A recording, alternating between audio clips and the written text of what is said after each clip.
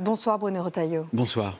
On va vous entendre sur ces deux actualités. D'abord, l'attaque au couteau à Mulhouse. Comment une telle attaque a-t-elle pu se produire sur le marché de Mulhouse par un homme fiché pour radicalisation à caractère terroriste et sous OQTF? Vous confirmez ce profil?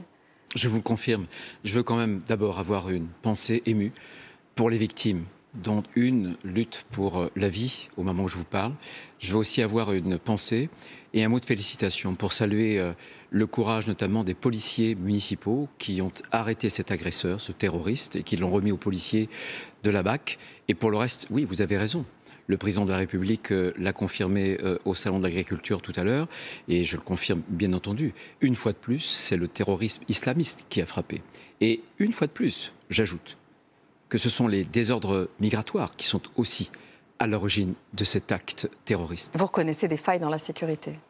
Je ne reconnais pas des failles particulières, simplement. Ce que je veux vous dire, c'est que voilà un individu qui aurait dû être accepté par l'Algérie. Il n'a pas été, vos services ont essayé? À 10 reprises, mes services ont relancé le consulat algérien, sans jamais que celui-ci, que l'Algérie n'accepte quelqu'un qui était né en Algérie. Donc la France est incapable de renvoyer quelqu'un sous OQTF en Algérie? Vous savez que je me bats. Je pense qu'il faut changer de braquet avec l'Algérie. Je pense que désormais, il faut accepter un rapport de force. Le rapport de force, c'est les visas. Le rapport de force, c'est l'accord de 68. Le rapport de force, c'est un accord très important pour l'Algérie qui est en train d'être négocié aujourd'hui à Bruxelles. Il faut poser ce rapport de force parce que on a été, si j'ose dire, assez gentil. On a tendu la main à l'Algérie.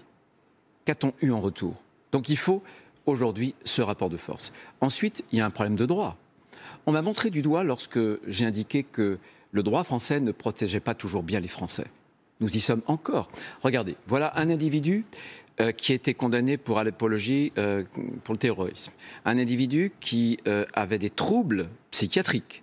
Et un individu, là encore, qui commet ce crime, mais qui était en situation irrégulière sur le territoire. Mais qui était en liberté sur le territoire français. Et qui était en liberté. Donc les Français n'y comprennent plus rien. Il faut changer le droit. Et moi je pense que... Donc on est impuissant face à ce type de profil? Non, moi je ne pense pas. Je ne crois pas à l'impossibilisme. C'est ce que j'essaie de faire, de bousculer cet impossibilisme juridique. Je pense concrètement, par exemple, que pour ces individus très dangereux, à profil psychiatrique, apologie du terrorisme, etc., eh bien, qui ont été déjà condamnés, je pense qu'il faudrait une rétention, des peines de sûreté. Voilà, pour les maintenir, tant qu'on ne peut pas les renvoyer, pour les maintenir donc en centre de rétention. Une proposition de ce type? Il faut les étudier. Les choses vont changer? Écoutez, chaque année, depuis quelques années, on libère des terroristes parce qu'ils ont accompli leur peine de prison. Ce problème-là, il se pose. Je le dis et je prends un témoin ce soir, les Français.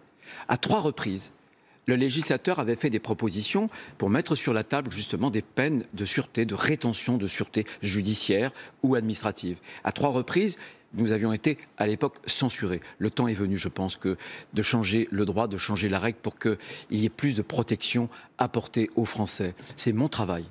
Parce que ça renvoie une impression d'impuissance. Vous vous rendez ce soir à Mulhouse. Le président du Rassemblement national, Jordan Bardella, tweet ceci.